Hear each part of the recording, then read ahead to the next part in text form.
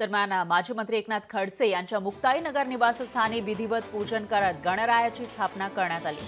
राज्यात महाविकास आघाडीचं सरकार आलं पाहिजे, जनता फोडाफोडीच्या राजकारणाला त्रस्त झाली आहे असं साकडं यावेळेला खडसेंनी गणरायाला घातलेलं आहे। एकनाथ खडसे जे राष्ट्रवादी एसपी मध्ये असल्याचं सांगतायत, मात्र काही दिवसांपूर्वी त्यांनी भाजपमध्ये जाणार असल्याचंही सांगितलं होतं।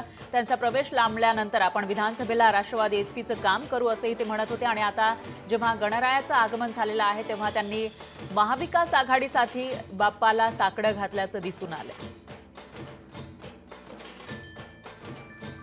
आता या महाराष्ट्रामध्ये महाविकास आघाडीचं सरकार आलं पाहिजे आणि त्या दृष्टीनं मी गणपतीला करतो की मागचा अनुभव फार वाईट आहे। एक फोडाफोडीचं राजकारण, घाणेरडं राजकारण जे चाललेलं आहे त्याच्यामध्ये जनता मला वाटतं आता अत्यंत त्रस्त झालेली आहे आणि त्यामुळे आता महाविकास आघाडीचं सरकार यावं अशी मी अपेक्षा करतो।